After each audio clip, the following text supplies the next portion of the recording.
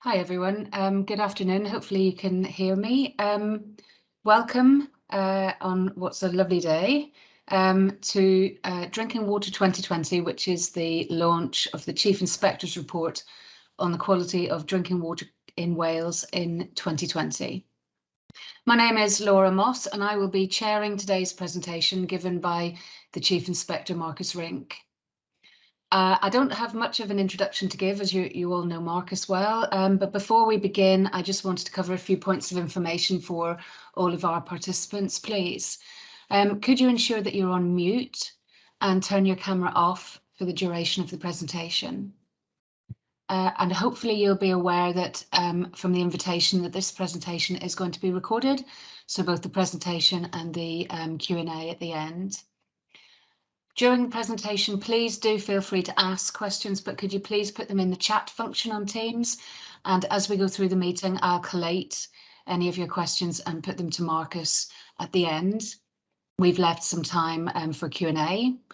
If you experience any technical difficulties at any point during the presentation, obviously we can try and help if you call the DWI inquiries line or email them using the usual phone number or email address, and obviously they can try and help as far as they can. But if you are struggling to follow the presentation, a copy of the slides has been made available on our website today so that you can follow the slides from there if you like. So as you're hopefully aware, the report for Wales was published on our website earlier this week. And I would like to then hand over to Marcus Rink, who is going to run through a presentation summarising the key information from the report and highlighting the interesting points for learning. Thanks, Marcus. Thank you very much, Laura. And I'll just share my screen to start off with. And hopefully everybody can now see the screen. So as well as Laura has said, welcome to this presentation. And today I'm going to be talking about the Drinking Water in Wales 2020. So I'm going to start covering these areas of topics. Obviously this year has been a very, very difficult year for all, particularly in the water industry. So I'll cover some of the facts and figures about a year in the lockdown and how we saw that and some of the data around that. And then I'll move on to the more regular features of the Chief Inspector's presentation around CRI, ERI, etc. that you can see on your screens. So just starting off with a year in lockdown. As I said, it's been an incredibly difficult year for the majority of the industry. There was a report of about a 30% increase in the usage of water. I understand that paddling pools were particularly popular for a number of months over the summer, and that put some pressure on the water supply. And for water companies, in amongst all of this, where people were told to stay at home and protect lives, where they were told to wash hands, where the streets emptied out. I've never seen Cardiff so empty in my life. The companies had to maintain a water supply. And not only did they have to maintain that water supply, but they had to maintain the water quality, because quite frankly, not maintaining water quality and maintaining water supply doesn't really work. It's a bit like if you go to a supermarket and buy a bottle of milk. If it looks a bit brown or it smells a bit off, you wouldn't buy it. Similarly with water, you wouldn't drink it. But on top of all of that, water companies had to manage their staff and their sickness and the anxieties, because they had to run the treatment works, send samplers out to get samples, analysts to carry out the analysis. If the analyst didn't turn up at the labs, we wouldn't have any analysis results at all. And all of these people in the background that really are unseen by the majority of public, and yet the whole year water came out of the taps. Wasn't quite the same for the food industry, but the water industry managed to supply water all the time. And that is a huge testament to the water industry, particularly in a difficult year, allowing and ensuring water is going through and being available. So I think it's worth starting off by saying, well, look, it's a real big well done to the water industry, the way that you've handled yourself, the way that you've supplied water, and the way that you've maintained that.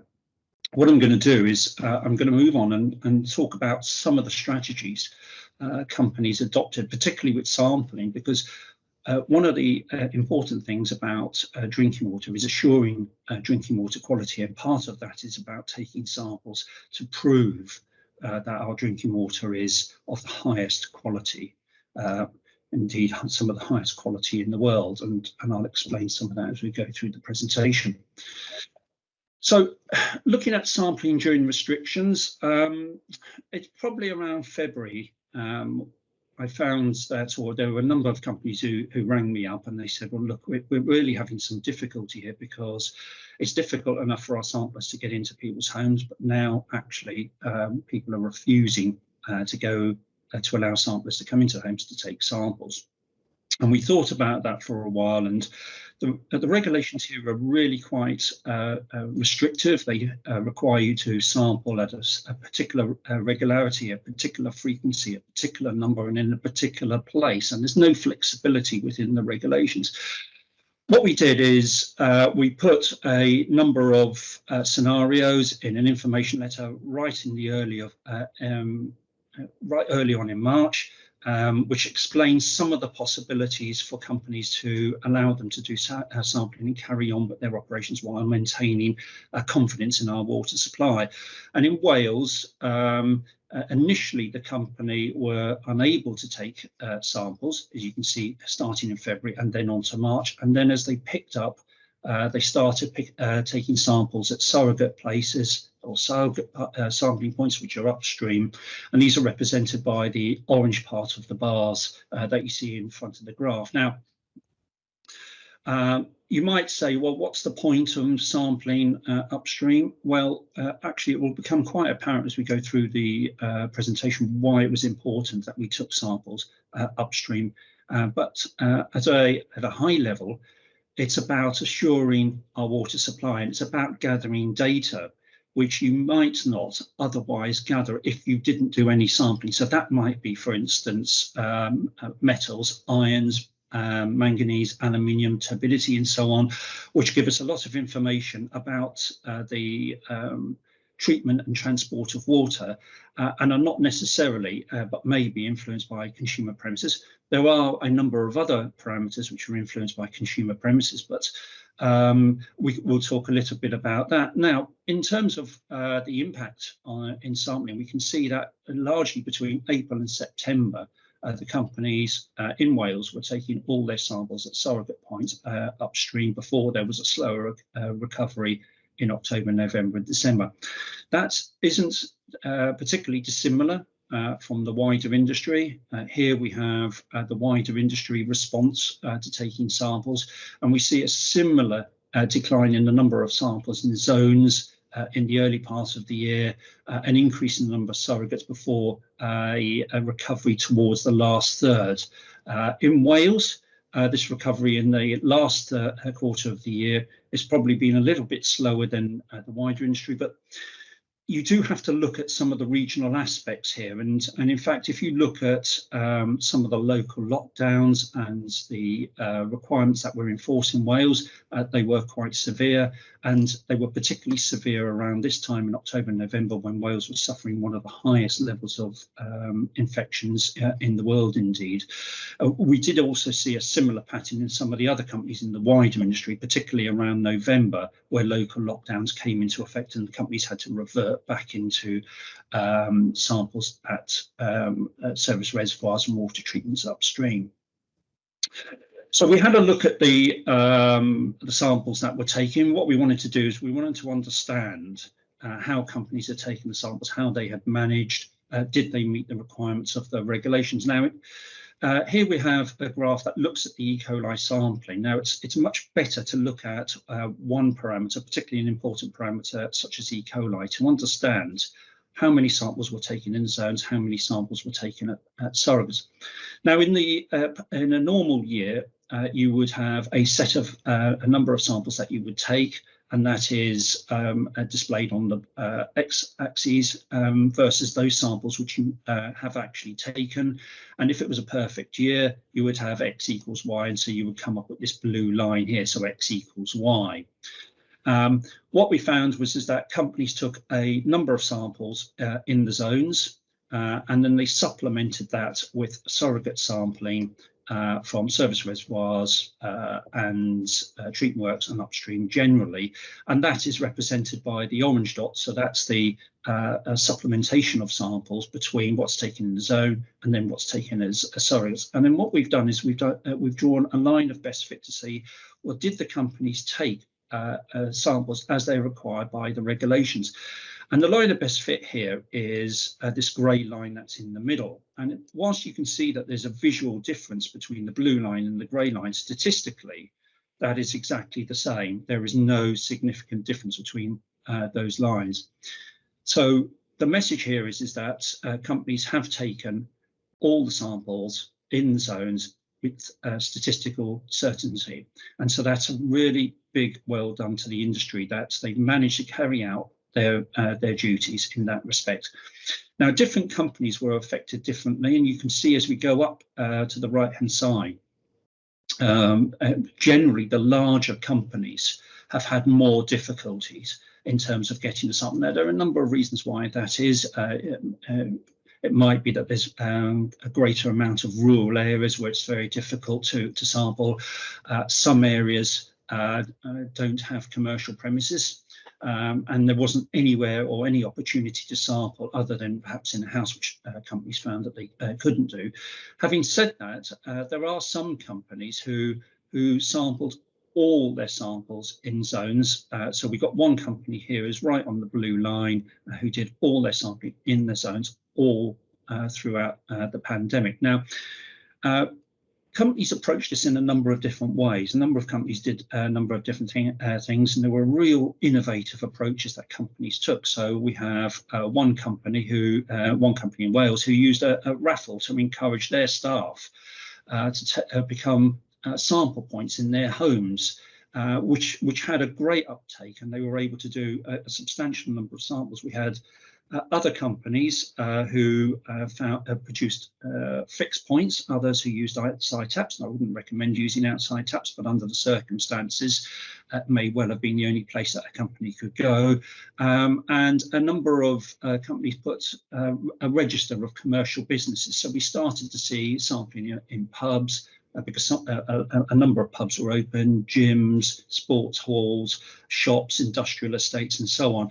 And over the year, as companies built up that list of sampling points, they were able, and we saw a number of companies being able to randomise their sampling. So again, a particular well done for those companies for being able to do that.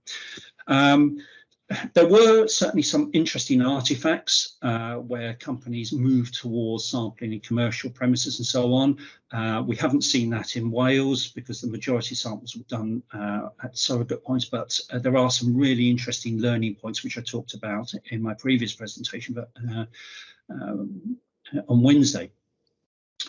So more specifically, looking at the two companies in Wales, or the two main companies in Wales, just beware the scales on the left. It's almost 10-to-1 scale between Hafren Dyfrdwy and Du Cymru.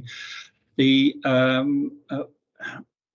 Du Cymru largely stopped sampling completely in zones around April, and that carried on all the way to September before there was an initial recovery in October, November, as they started to do more zones. And Hafren Dyfrdwy maintained some zonal sampling. As I said, they were using some of their staff homes, which allowed them to give them some information on water quality within the zones. So again, a really big well done to those companies where we have been able to gather information to give us data and ultimately produce this report at the end of the year, which gives us an insight into what's happened and what the challenges are in Wales. Okay, I talked about some of the interesting artifacts about sampling. During the restrictions, Du Cymru completely stopped sampling for lead. Now, if you're not taking samples in households, you would argue that actually there's no purpose in taking lead, because the vast majority of lead comes from domestic premises. That's an interesting point of view, because we had some companies who took samples within, as I say, their own kitchen messes, their own sites, their own customer houses, and we saw one or two companies who detected lead on their own sites. They also detected, in some cases, copper, alkathene pipes, and nickel, actually, in one case in their own kitchen mess. And the message I've been given to the wider industry is really, you've got to set the standard when you're talking about fittings in your own site, and that gave us some really valuable information. On the right-hand side here, what we're seeing is the reduction overall in the number of lead samples. So as we come down here, you can see that, for instance, right at the bottom is Welsh Water, who took reduced their lead sampling by 70%, because after April they effectively stopped sampling in domestic premises. And the red dots here are the reduction in lead failure. Now, Welsh Water had no failures last year, and so consequently there was no reduction because they hadn't found any lead failures. Havre and Doveday had one failure last year, so they had 100% reduction, but actually had only reduced their sampling during the whole of the period by 40% in respect of lead. I mentioned one company that had used alternative strategies. One company decided that to get samples in the zones, they were going to go to churches, because actually these remained open all the time, and they took samples from it, and the number of lead detections they had increased by 500%. Now that obviously goes off the chart here, and we couldn't really put that in because it would not allow us to visualize some of the other companies in Wales. But it does remind us really that lead just hasn't gone away. Just because we're not sampling, or just because we don't find anything, lead hasn't gone away. And there are some buildings which have lead and are largely completely lead. So we now know that virtually all churches have lead, and they can be detected. Okay, so moving on to the outcome of all that data that the companies have been fantastic in providing over the year, to look at the Compliance Risk Index. I won't explain the principles of Compliance Risk Index, as I've mentioned it a number of times before.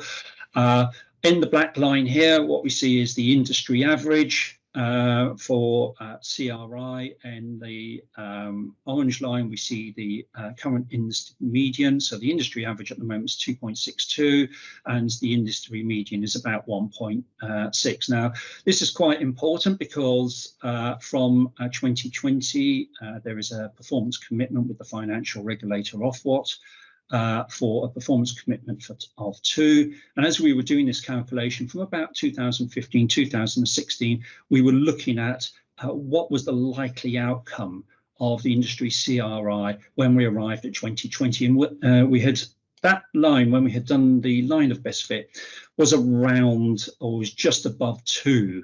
And the industry median was 1.6, which meant that we would arrive at 2020 with the industry around 2, and we would have more than half companies achieving that performance commitment.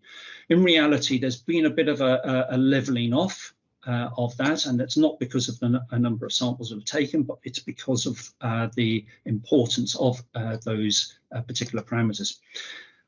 In terms of Wales here, there's been some fluctuation, and now there is some fluctuation because the number of failures is relatively small, and we're looking at 2 companies as opposed to a wider industry, but largely there's been little or no progress over the last 5 years with Compliance Risk Index, and I'll explain a little bit more about that and why Wales is at this level currently at 3.92 this year.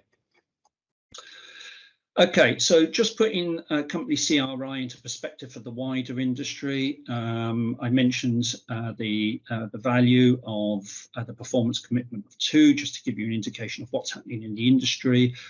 The industry mean value is here. What I have reported is that all companies, or mostly all companies, have improved their CRI. We have more than half the companies below the performance commitment, and we have improved from a situation where we had 9 companies who were above the national level last year to 3, and Welsh Water above the industry value for 2020. So just before moving on to CRI profile, because there needs to be some explanation about this particular year because of how unusual it was and the impact that COVID had, but really just to focus on the couple of the key compliance highlights, because here we have no E. coli failures in water treatment works. Now, this is an incredible figure because actually there have been no E. coli detections in Welsh treatment works since 2011. And similarly, we've had all but 1 detection for each company in 2019, no detections of E. coli in service reservoirs. Now, I mean, that is a super fantastic place to be, and it is completely world leading. It demonstrates the very high quality that water is abstracted, treated and transported and stored for consumers in Wales, and it's almost impossible to find a similar parallel in any other country to see that kind of level of quality. Now, why does that? Why is Wales so good at this? Well, actually, what they do is when they have a coliform failure, they investigate those coliform failures. So, for instance, we have 2 coliform failures in Wales, Glasgowied and Strata, Florida. Both have been rigorously investigated. Right, in one case in Strata, Florida, the cold water tank has been drained down and inspected. So it's gone to what I would say E. coli lengths to assure that the coliform failure isn't a feature of a failure within a storage tank or cold water tank or a contact tank. And it's that attention to detail which results in no E. coli failures occurring. And we don't just see it in the water treatment works, we see it in the service reservoir. So, for instance, we have 9 failures there. So in all cases, the companies have carried out extensive investigations where there has been problems. And when I say extensive investigations, I mean including drain down internal inspections. So when that happens, the company is able to remediate some of the failures. So in Red Lion, they've identified ingress and dealt with it. In Hillside, they've had a look at that and understood that there's some stagnation and extended the inlet to both cells. And in Narberth, the company's identified that there was an old chimney which they've reverse engineered out of the reservoir. And if you're constantly fixing these, what I would say, coliforms, then ultimately you're building your assurance. Now, overall, the number of failures has reduced in terms of number. So, for instance, we've seen iron reduced from 14 and 19 to 7, odour from 9 to 2. As I've mentioned, lead, there was 1 failure, none this year. And there's, if you look down here, the number of failures in total in Wales is just 36, and that's an improvement on 2019 when there were 76 failures. Now, it's really important to understand why there are less failures, and it's got to do with the way that the company has sampled. So, for instance, if you look at the coliform, overall coliform failures, so we can get an indication of what the failures are. So we have coliforms in service reservoirs, 10 coliforms in zones, so you can see where the individual failures. But here we have 10 coliforms in zones. 9 of those failures happened in January and February. Okay, 1 only happened in November, and that was from a reservoir. And then when the company did some samplings in the hydrant, they had 2 out of 3 failures on the hydrant. And that the lesson there really is just how difficult it is to get a sample off a hydrant which doesn't contain coliforms, particularly if you've got to put it down into a hydrant box and screw it in and so on. So it's particularly difficult. And that gives you a reflection of what's happening here. We know that about 25–30% of failures happen at customer premises. All of those failures, those 9 failures taken in January, February, were at consumer properties. If you stop sampling there, largely you reduce the number of failures of coliforms, and that has a knock-on effect with other samples as well. So the 2 odours, again, first 2 months of the year, consumer properties, 1 for each company. And so ultimately that drives down the number of overall failures. What it hasn't driven down, though, whilst in real numbers, is iron manganese turbidity. Okay, and so what we're seeing here is, if we look at the failures overall in CRI, what those contributing failures, you can see that the vast majority, well, actually 330 degrees of this this pie is iron, turbidity, manganese, and aluminium, all associated with the zone.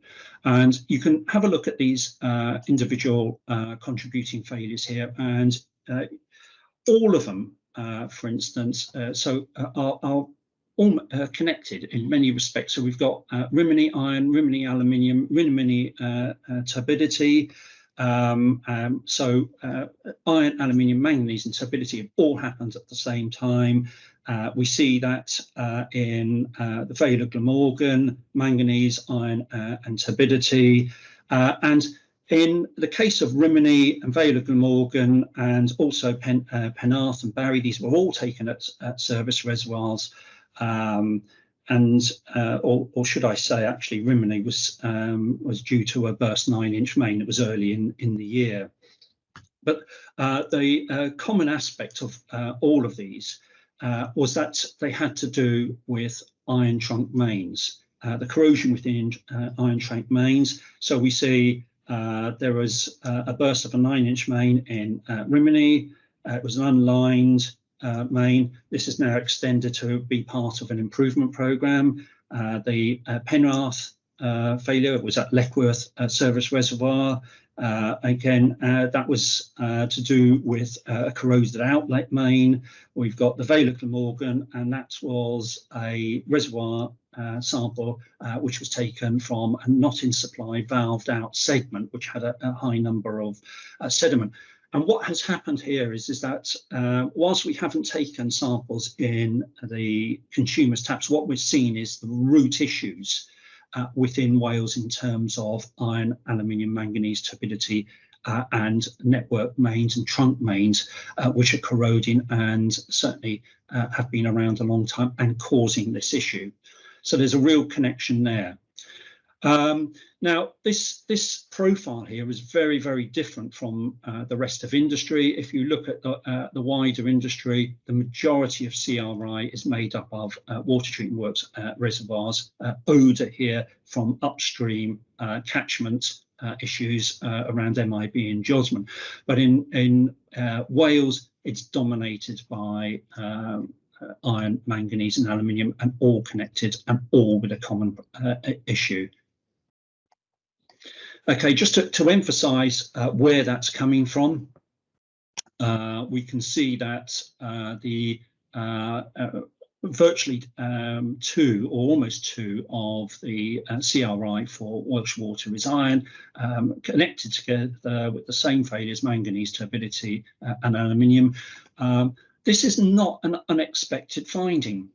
And the power of CRI is about looking at the failure and understanding the extent and the impact of that failure, whether there is any legal instrument in, and what that means to consumers. So if you look back over the years, that issue around zones has been persistent all the way through, and CRI this year only repeats that again. And this is a really important point. Because what it's demonstrating is that CRI, in the absence of sampling in consumer types, is still identifying the root issue with many of the, in Wales, that is. And I talked a little bit earlier on about there being 76 failures in 2019 and only 36 failures this year. So that's 36 failures in 250,000 analysis. If I did a quick division of 36 failures in 250,000 analysis, I would have a percentile compliance of 99.99%. Now, that might indicate that that's an improvement from last year. But actually what it is that it demonstrates the fragility of a percentile statistic, because it's dependent on the number of failures and the number of samples, whereas CRI is dependent on the failures and what that means. So in fact, if you did MZC this year, it would show an improvement simply because of the reduction in sampling. So that's not an improvement in water quality, that's an improvement due to an artifact of COVID, whereas in CRI, it gives us a clear demonstration of what's happened and why that's happened and what the root issue is. Okay, I've put the figures of what it means in CRI, because whilst this pie looks completely filled with a coliform reservoir, which I might add, the company Havre and Doveday did a full investigation of, and again, very, very robust investigation. It only accounts for 0.08, so it's fractional when compared to the wider impact upon Wales that Duke Welsh Water has in terms of compliance. Okay, so moving on to ERI. What we have here is a gradual improvement. Now, Wales have really done well here over the years. You can see that they've taken control of their events. They've minimised and mitigated the impact of events. And as a result, people in Wales benefit from an incredibly high quality water, and when there's an impact, it's minimised. Okay, so again, I have to qualify the value here. Because whilst there's been an overall improvement in terms of the Wales median and the industry median, there is some artifacts associated with the pandemic, in that, for instance, the number of events from 2019 to 2020 has reduced from 46 to 21, so it's a 55% drop. For Havre and Doveday, that's a reduction of from 13 to 10, so not particularly a staggering amount.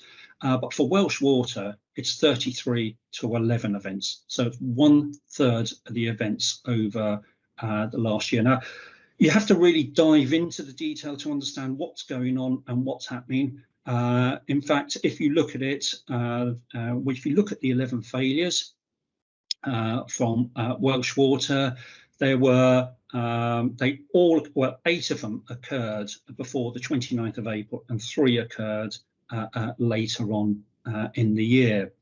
Those that were later on in the year were associated with a small do not drink, or 2 of them were associated with small do not drink, and 1 was due to a problem with a check valve in a factory and coolant contamination.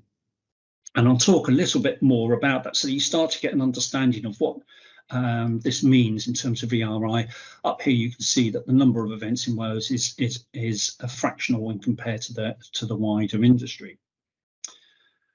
Okay, so just to separate out the ERI and where the events are happening. So the main contribution in this instance, as opposed to CRI, is Havre and Doveday. And you can see there roughly 20. Now, just putting that into perspective, this score is very, very small. And if we were looking at the wider industry, it's far right of the graph. In fact, in the wider industry, all companies have improved their ERI over the last year, and there was only 1 company who was exceeding the national ERI this year, which is an overall improvement for the, as I say, for the industry. Okay, so looking at the main contributing events, what we have here is 2 main events from Havre and Doveday. That's the Llewellyn loss of supplies and Bendinus enterococci. Now, in the case of the Llewellyn, that was due to a burst main, which resulted in a cutout of the booster pump, and when that came back on, there was a further burst, and that resulted in loss of supply. There was a small amount of discoloration, but the main thing was a loss of supply. In terms of the enterococci, that was a detection in a service reservoir, And here the company did carry out or have carried out an inspection on here, and there's a crack on the floor. Now the company are confident that this crack on the floor hasn't been responsible for the enterococci. They understand that there's nothing is certain, and so what they're doing is they're doing 3 times a week enhanced monitoring just to make sure that water quality is maintained before they put in place a capital scheme. So there is a real pathway to resolving this. Okay. Barry discoloration also associated with a failure this year in terms of iron. It's a perennial feature on the Wales Chief Inspector's report. This one here was a 36-inch trunk main. It serves 36,000 customers, and the company were carrying out some repair on this, and they were filling up the reservoir. Unfortunately, it ran a bit low, and ultimately the sediment and all those things in terms of iron that collects in the mains mobilised to cause discoloration. When just talking about having a look at some of the stats around discoloration in terms of events. As I said, 29% of all the events were discoloration. In fact, all 6 of those were Welsh Water. If you put that into context, with their 11 events, that's 55% associated with discolored water, and that affects roughly 71,000, or just below 71,000 consumers are affected by these discoloration. So it is a real major issue, and which I know the company are focused on in working towards dealing with it. Just coming back over here, which is we've produced a list of the top 10 ERI scores so that you can have a look at it. And it's worth understanding a little bit more about what's going on in terms of some of these events. I'll just pick off Langurig because again we've got mains burst, we've got a Neath. Again, this high demand from industry. Actually, I think it was a sprinkler that resulted in this mains problem, damaged mains by a third party. So you've got, for instance, situations where you've got housing estates drawing off the water company. You've got a situation where there's a flood associated, and contractors have turned up and they've tapped into the mains for their jet sprayers. You've got companies testing their sprinklers and whatnot. So the issue isn't always about what the water company are doing. In fact, when you look at it, half of the discoloration, or more than half of the discoloration events associated with Welsh Water is caused by somebody else. It's actually somebody else who's come along and tapped into that mains. They've used it, and it's mobilised that water and has resulted in discoloration. Now, when you put it in that context and you start to think, well, what happened last year? Well, actually, when we got to about March and April, and I talked about all the discolorations being before the 29th of April, the country really quietened down. Industry closed down, people went at home. So there was less intervention on hydrants, less industry working, less tapping in, less contractors, etc. And so consequently, you're having that quiet networks because people are not interfering. And when you have that quiet networks, actually, you don't get the events. So it's not something the company have done or not done. It's the fact of what other people have not done, which has led to this outcome. That doesn't take away the root problem associated with coliform, with discoloration. So let's just have a little step further on into discoloration. And here we have the black, brown, orange contacts in Wales. You can see here that last 2 years has been improved, but the contact rate's been about 2,000 population per 1,000 population. The rate is roughly over twice the value of the industry average. And if you look at what the wider industry is doing, you can see a year-on-year improvement in terms of discoloration. In fact, all companies have improved this year in terms of discoloration. There are some real noticeable improvements among a number of companies in the wider industry. If we look at Wales, where those appearance contacts are occurring, we can see that Wales is well over twice the value in terms of the wider industry, and it's largely concentrated in Welsh water. We understand that, and as a result, we have maintained pressure on the company. What we have done is we've said, well, let's have a look at those zones, and we've highlighted those. So we've highlighted a further 59 poor performing zones, and we're keeping that pressure going in 2021. And you would expect us to keep doing that so that the company is able to work through this last residual issue within their networks. Looking down at the Wales map here, now, in the wider industry, what I said is that where the contact rates are very high, represented by the blue, which is greater than 1.2 units per 1,000, you're likely to see more events. There's a real close correlation in the industry. In Wales, that correlation is less. We do see an awful lot around the Barry area and north of the Barry area, where we've seen that last year and this year. But nevertheless, you would understand that a large proportion of the population in Wales are at risk of receiving discoloured water, and all the area where you see the hatching are areas where we have or identified poor performing zones, and the company have agreed undertakings to deal with this area. And so I know the company are very, very focused on this. Just explaining it or developing a little bit more about the contacts and where the companies are. Here we can see the improvement here, the slight improvement in 19 and 20.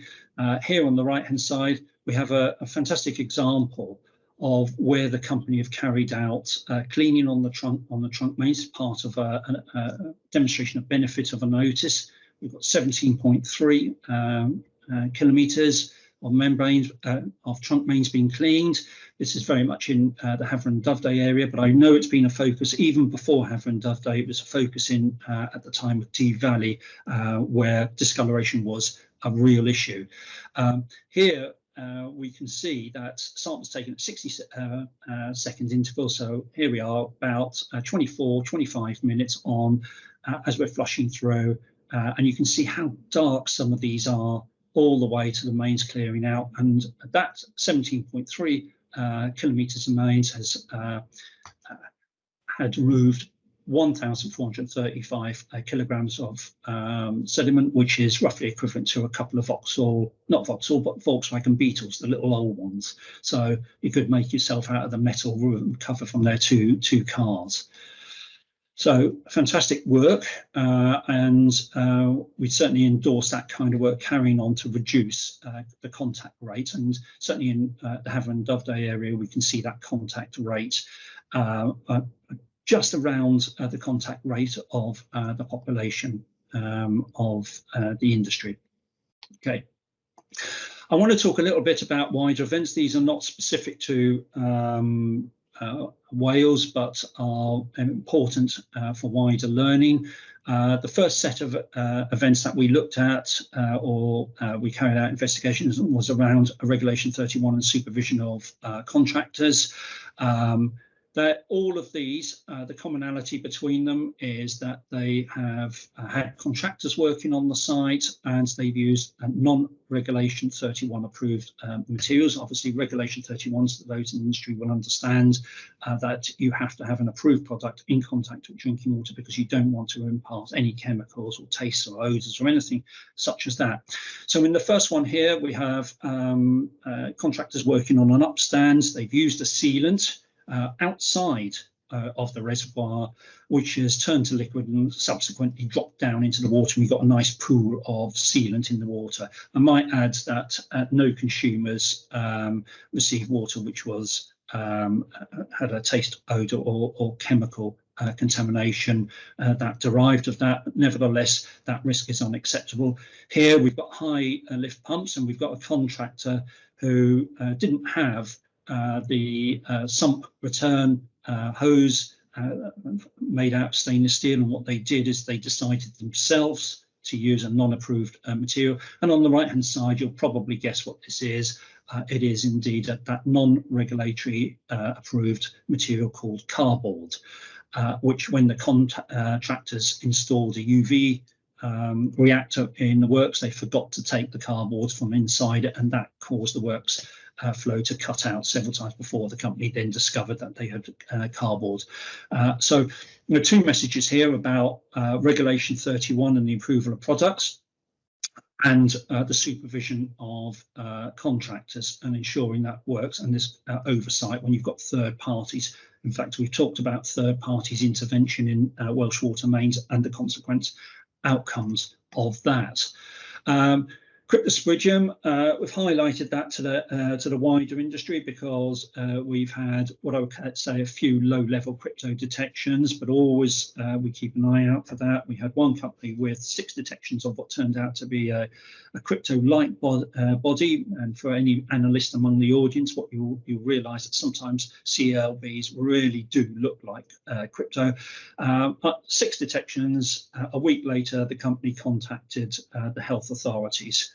We've had a situation where we have one company had a dead fox on their slow sand filters, one company where they had a cutout of the works which bypassed one process, which was GAC, and we had again contractors working on a service reservoir, a particularly critical service reservoir, which was responsible for a very large event a few years ago, which had substandard work in it. And the one big message I've been saying to industry is, look, all of these in some way have breached the recommendations within the Badenoch and Boucher expert committee report of 1998 and before, so over 20 years ago, in issues around turbidity, running to waste, recovering water ahead of works, bypassing service reservoir protection, and working with health authorities.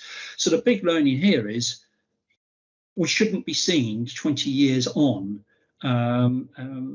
areas where we're having to remind companies about those recommendations. Inevitably, this year we've had a few COVID-related events, 3 of note. One early on in the COVID pandemic was where there was a burst main, and the company found real difficulty trying to get hold of the names of those who were shielding, and so weren't able to provide bottled water to them. So there's a message there about keeping your vulnerable list updated and dynamic. We had one company who were unable to access industrial units to deal with a hydrocarbon problem.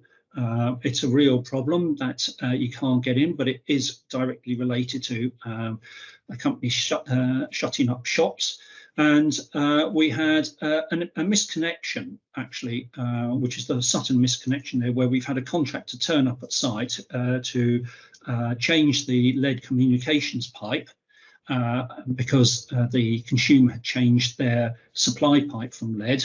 And it was the day before the national UK lockdown, and they exited the site without fully clearing back to the ferrule, and just took a guess at a 4-inch iron main, which turned out to be a disused gas main. One might say it was fortunate that it wasn't a live gas main, but nevertheless there were then problems with communication, the company coming out and flushing it, saying it's okay, before actually coming back and doing the job properly, and we felt that we needed to caution the company. The Leicester discoloration here was about mains remediation. This was about 6 kilometres, which was being slip lined and epoxy lined, and the 25 metres of it was missed, and so when it was put back in supply, there was a taste and odour and a discoloration issue. So it's a real lesson for the wider industry in terms of as you're remediating these old iron mains to deal with discoloration, actually you really got to keep your eye on the ball, that you're not missing sections and that you make the problem worse. And that's ultimately why we caution the company in that. Okay. Just moving on to audits, we visited well, we didn't visit actually. We visited overall 54 or we did 54 audits, of which 3/5 we carried out physical audits. We didn't do any physical audits in Wales. We did audits by desktop request. Ultimately, that comes down to understanding what kind of risks we're dealing with in terms of the company, and we consider overall that the companies in Wales are relatively low risk, and they do it very much for themselves. And that actually was evidenced in these series of audits, in these 4 areas of audit, because actually it really was gold stars for the company all the way through. Very good outcome in the audit, satisfactory, and how the companies have dealt with it.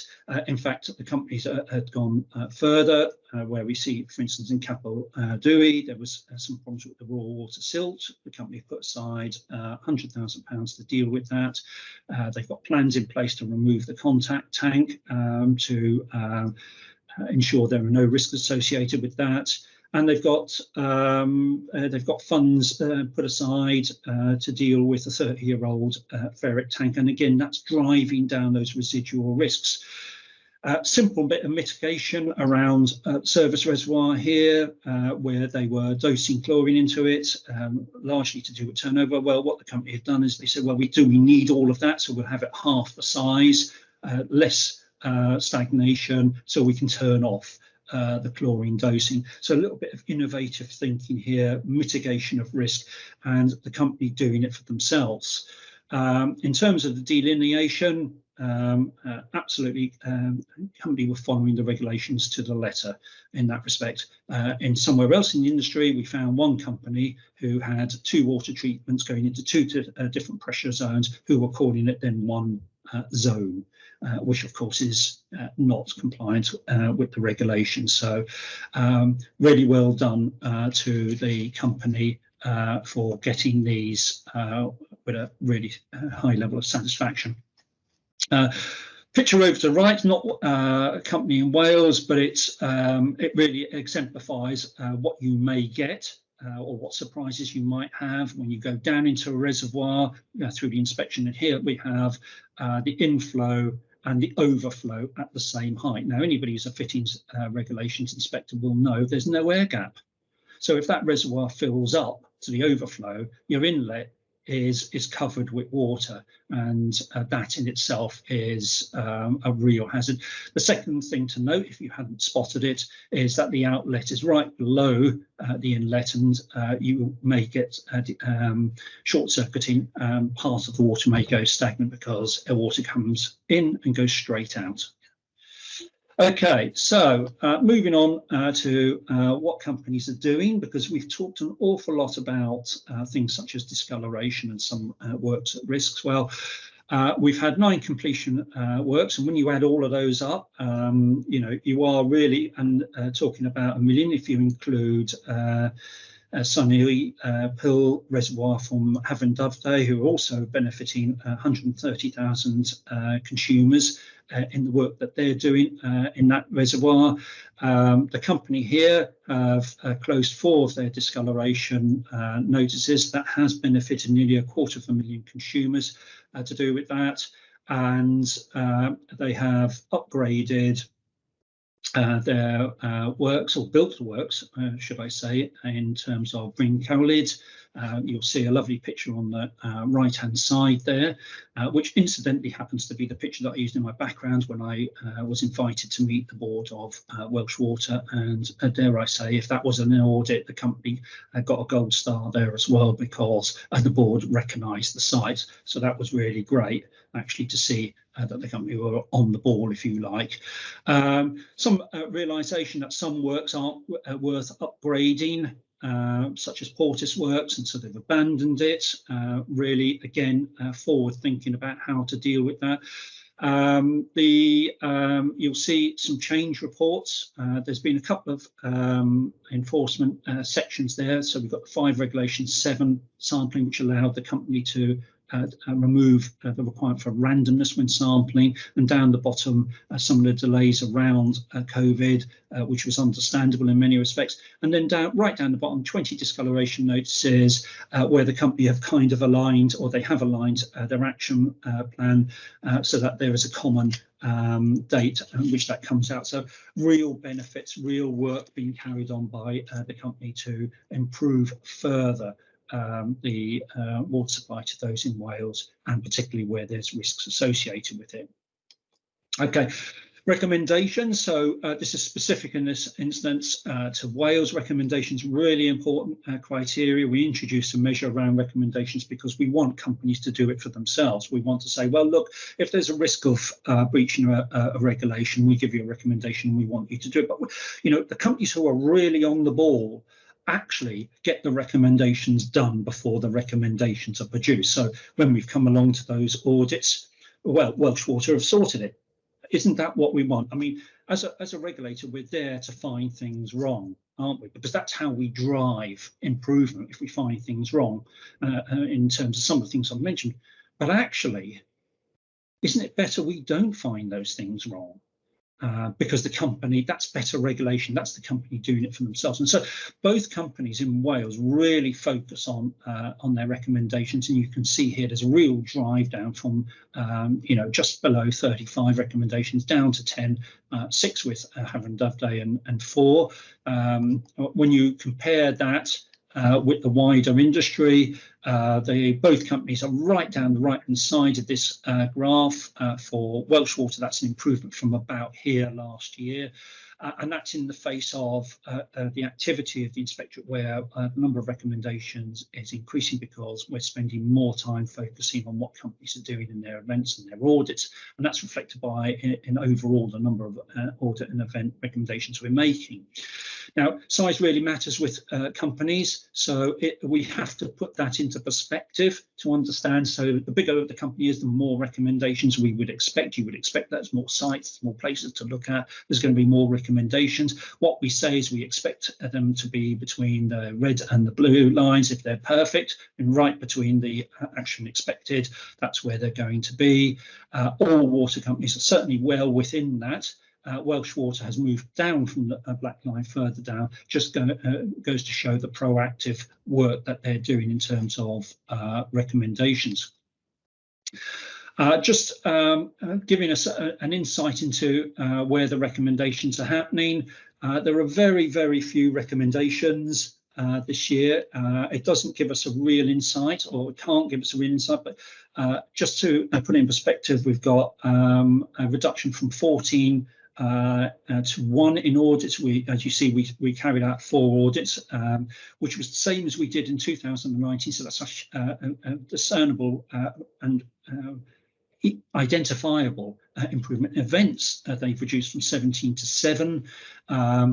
It's more problematical to understand, can we interpret that as a reduction in events, or is it to do with an improvement? I'd like to think that it's actually an improvement by the company.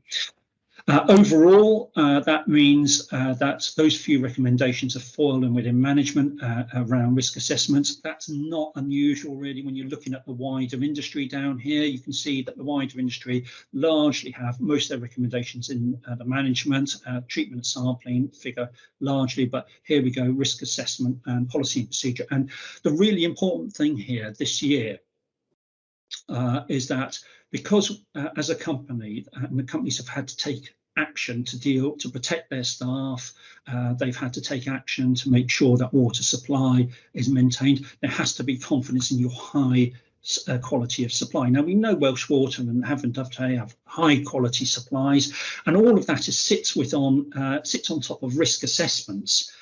Because if you get the risk assessment right in the first place, and you have the policy and procedures in place, and you get the operations and the contingency planning in place, well, actually, you resolve the issues, don't you? You stop them before they're happening, and that's where really we want to get to, and none so more than in 2020, when the reliance on water went up, and the reliance on that insurance was dependent upon companies having those procedures and risk assessments already in place. So big well done to companies in Wales here. Okay, looking at the national risk assessments for Wales, we're interested in what's really the key issues around Wales. Now, we've seen here about half in here what I would call measures which require additional or enhanced control measures. Actually, it's difficult to understand whether that's an improvement or not. My team have been working with the drinking water safety planners for the industry, and I would like to say that all the companies in Wales have really are enthusiastic about this and engaged with it, and that's really fantastic, because what we're trying to do is we're trying to drive that living and breathing risk assessment. We're trying to create a consistency across the industry so that we can all learn from each other about what the best practices are, and if we can create that consistency, then we can see for the benefit of the industry what's happening. So we've listened to the water industry, we've altered some of the days in risk, we've altered some of the categories, particularly category F, where some companies will be using it differently, and we've tweaked some of the scores to make it more meaningful and more consistent. Nevertheless, when we look at what's happening around the industry, these are the things that we're identifying and that we see are issues. You'll have seen that I talked about Cryptosporidium E. coli, enterococci. Lead is high up there. Just because we haven't detected any doesn't mean it's gone away. Iron, some of the issues around no supply. So we talked about one incident where there was an increase in usage, and ultimately, we've had a pull on the system, which has created discoloration, also contamination and burst mains. All of that figure into no supply. Looking at the wider industry, those are common across the industry as well. Just quickly looking at the wider risk assessments, here we have Welsh Water. Now, this is an interesting graph, mainly because there's no right or wrong answer with risk. If I get in my car, there's a risk. There's always a risk with something. It's about mitigating that risk. And we can see Welsh Water right on the national median. So they see risk, they don't have no risk, they have some risk. And they're managing it, and we've demonstrated today how well some of those risks are managed, even though that there are real issues around the networks and old iron mains.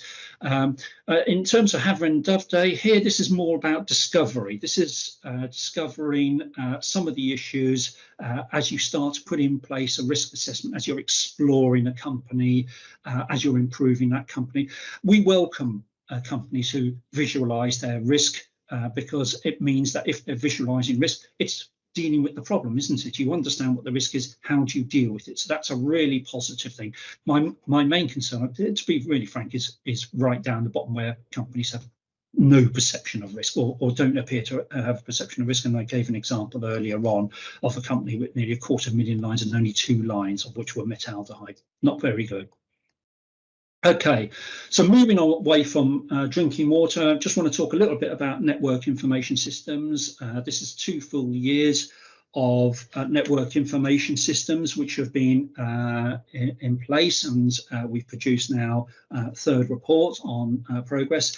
Again, it's well done for the Welsh companies. There's steady progress to green status. Welsh Water only have 16 outstanding from the contributing outcomes. Now, the contributing outcomes is about managing risk, managing attack, minimising the incident, what happens afterwards, and what systems are in place. Hafren Dyfrdwy have a little bit further to go. They've still got 12 out of 16 of those contributing outcomes. Again, they're very much in that discovery phase as they try to work out what needs to be done and how is to do it. What we've noticed is that with larger companies who have more diverse assets, more diverse software, so when you have older assets using operational technology that interface to the IT, which have old software interfacing with newer software, and there's some real risk. The fact is that water is risk. There is key risks, and certainly in the last year there have been 2 incidents associated, not in this country, with cyber attacks on water infrastructure specifically. I'm not talking about other cyber attacks, there's been others. where in particular in one case the disinfection dosing was attempted to be taken over. So the companies really need to have that on their radar and be focused on that. We're working towards the next business planning periodic review, and we would expect companies to start thinking about putting that on their forward business planning, because as you know, cyber is high on the agenda, and you'll have seen some of the public speeches made in the last few days around the importance of cyber protection. Okay, so just talking on some of the final thoughts for today. Look, I don't need to explain to people in the water industry, because they already know that safe, clean drinking water is vital to public health and the well-being of society. It goes without saying. As I've talked about the bottle of milk, you're not going to sell a bottle of milk that looks a bit brown or smells a bit iffy, are you? We don't do that in the water industry, and most notably in Wales, it just doesn't happen. Okay, I've talked a little bit about the importance of water supply. We have seen some real issues where the increase in water supply, people going home, filling up their paddling pools, difficulty accessing premises, has just highlighted the importance of water supply. Wash your hands. I mean, more so than ever, people are washing their hands and they're using water. And more importantly, if you have such high quality of water in your area, you know, why don't you use tap water? In fact, some supermarkets have stopped, have refused to deliver bottled water over the last year. So it has really highlighted our water supply and how high and good quality and the robustness of the industry. As a regulator, we have ourselves seen opportunity for the future to get things right. So we have been involved in initiatives such as the Green Economic Recovery. We have a couple of companies, or more than a couple of companies, who've looked at Green Economic Recovery and realising that water quality is central to what they do. They only produce one product. You only produce one product, and it's putting that product and understanding that you've got to get it right. So we've started to see companies doing some really good stuff around lead. Certainly we had one company who've had 2 pilot trials. That was actually part of an undertaking, but not part of an economic recovery, where they've removed what is a small zone, 71 properties, all the supply pipe and everything, and are now looking towards thinking about reducing orthophosphate dosing in that. And that's a real goal for sustainability, particularly in a chemical that's becoming short supply and more expensive, that if you can work towards that, then actually isn't that the right green thing to do overall, as well as getting people to do the work. We've become involved with Rapid. I've got 2 members of staff, and that's really important. There's huge amounts of infrastructure planning going on for the future. It's really important that the water quality is right. Because you wouldn't want to be selling that brown water, would you? Or you don't want to be building a white elephant. And you want to be thinking about what is the future. What is the solutions for the future? Can we adapt them? If we build something, can we add it onto something else? If we have a new reservoir, can we have innovative solutions which work with that reservoir and make it flexible for the future? So these are the kind of things we're talking about with Rapid, and there's an opportunity for us to drive the industry and the wider industry. You know, here we've got just highlighting to everybody around, because, you know, understanding what resilience means. I mean, we know what it means in the industry. You know, it's about producing good quality water all of the time. Okay, it's not just about sufficiency. It's not just about giving you a water because you wouldn't buy water that doesn't taste right. And so the consumer is king here, aren't they? Because it's about public acceptability. They're not going to buy it if it doesn't taste right, if it doesn't look right, and they're not going to be happy about it. And we have so many examples of where public acceptability is so important. So it's about getting the quality of drinking water right, and we've been able to prove today the high quality of water in Wales.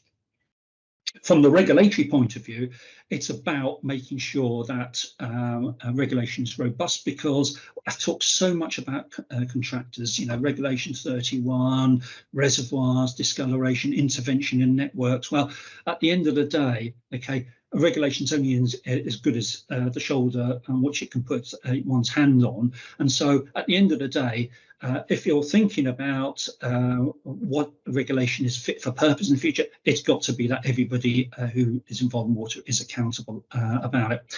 I've talked a little bit about lead. I know Wales is really on board with lead.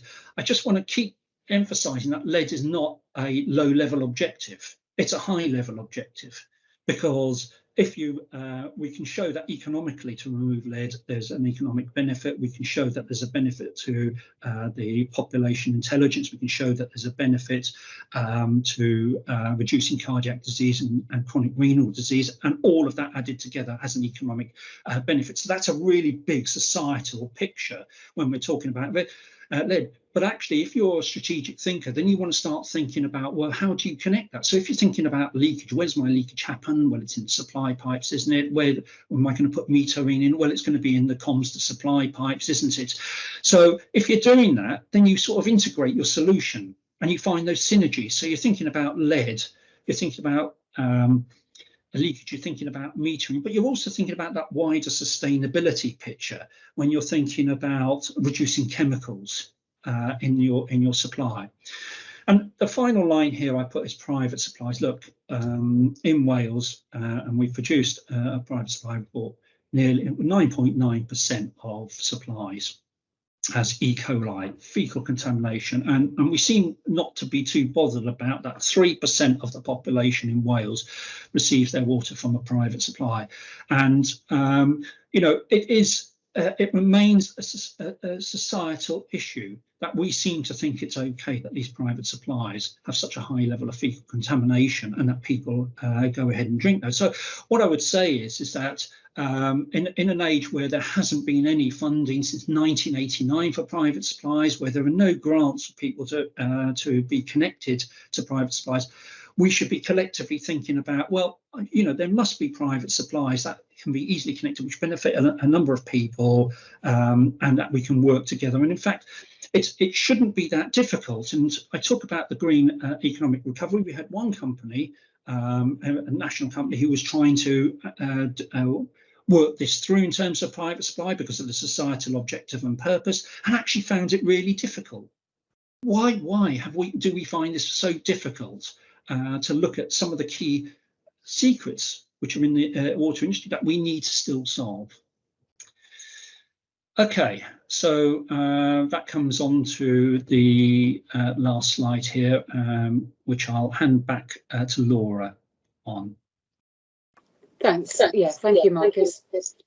Yeah, so we have a QR code and feedback website address as well, a location where you can find a short survey just to give us some feedback about the presentation that was given today.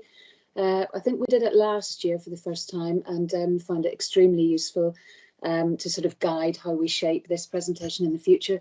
So we'd appreciate it if you could fill that in for us. Thank you. And just to say thanks to Marcus, that was a really interesting, wide-ranging presentation.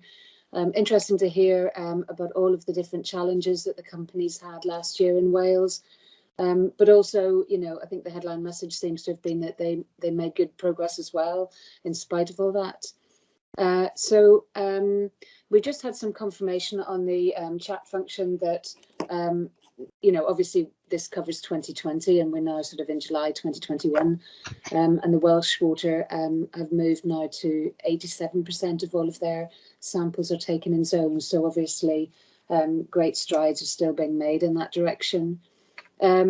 We also had a question just about whether the impact of the really severe weather back in sort of March last year had any impacts on the events, but I think in the chat we've answered our own question, if you like, because it, and I think you covered some of the detail of that, Marcus, as well, in terms of whether or not there were any sort of links to that. There was only one, I believe, which didn't result in a high CRI or ERI, sorry, because of the impact on customers was quite minimal.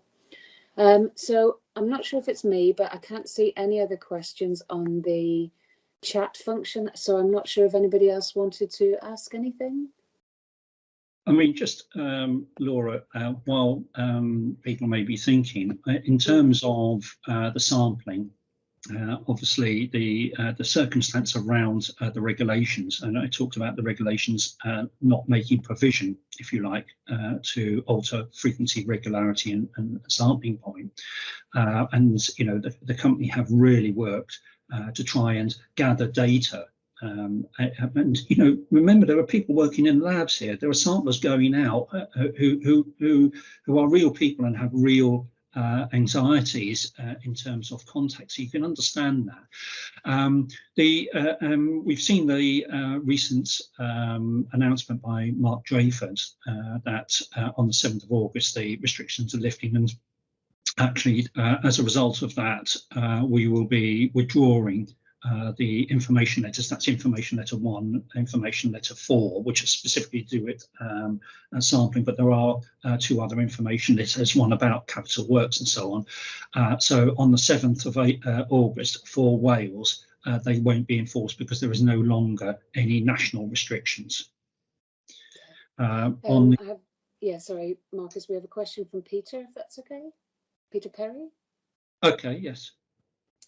Yeah, thanks, Laura, and Marcus. Thanks again. Great update and very informative, and I must say, thought-provoking as ever. Really, just one for me, which is it's a forward-looking risk issue, really, and we're beginning to brief our board on things like PFAS, and it was just to get a sense from you at DWI on where do you think we're heading with that as as an industry. What's on your radar in respect of these emerging risks? Yeah, I think one of the things for us is that as we look at PFAS, we want to understand what the challenges are and what the problems are. Now, we did a lot of work on the risk assessments, and we receive a huge amount of data, 1.7 million lines on those risk assessments. And one of the things that we identified was there wasn't a lot of information on PFAS within that, so companies weren't really focusing on that. Yet we were finding in some of the private supplies, because that's often where we find things, that in some of the private supplies we were seeing some PFAS, or there's some tentative information that PFAS is there. And so we want confidence. We want to be confident in the industry and where the industry is going. So what we've done is we said, well, look, we think we need to look at that. We'd like the industry to start looking at their catchments to see, is there any trouble or any detections of PFAS? And if they do that, what is the mitigation that is in place? Now, at the moment, the risk assessment saying companies haven't detected it or they don't see it as a risk, but we just sometimes need some analytical data to back that up. So if you don't know it's there and you don't look for it, you don't find it. So I think we're just urging the industry to start looking a little harder at some of these areas, which are certainly within the forefront of many people when they look at water companies. And it isn't always about expecting to find it. It's more about showing why it's proving that it's not there. So things like endocrine disruptors, where we carry out research to say, well, are these future endocrine disruptors an issue? And if they are they an issue for a water supply? Because we hear an awful lot about endocrine disruptors and in the output from sewage treatment works and the effect on fish and so on of endocrine disruptors, and we say, well, what are the popular endocrine disruptors? It isn't just that. Endocrine disruptors, analgesics, illegal drugs. We look at to see, is there anything in the catchment? If there's anything in the catchment, does that mean anything for the abstraction? Because often abstraction follows augmentation of the river, and I think we're just extending that to some of these forever chemicals, these other chemicals that maybe we haven't really thought about or we haven't really looked at it, and that's all we're doing is asking the companies to give us reassurance with factual data that shows that that's the case, and I would expect that to be the case. Thanks, Marcus. Thank you very much. Brilliant, thank you. Okay, well, look, I will draw the meeting to a close then. I just wanted to say thank you to everyone at DWI, firstly, who helped pull together the information and who drove the technology and sent the invites to make this all work. thanks obviously to Marcus for a very interesting presentation, and thank you to everybody for your attention and your interesting questions. And Laura, yeah. Yeah, again, I just want to make sure that I thank everybody within my team who worked tirelessly throughout this year, also working through the pandemic, and all the visits they did to water treatment works, and all the data and all the preparation for the Chief Inspector's report, because without them, actually, I wouldn't have been able to have produced this report. So thank you very much for all of my staff, and I just want to put that on record. Perfect, thank you. Okay, I'll close the meeting with that then. Thanks very much. Bye.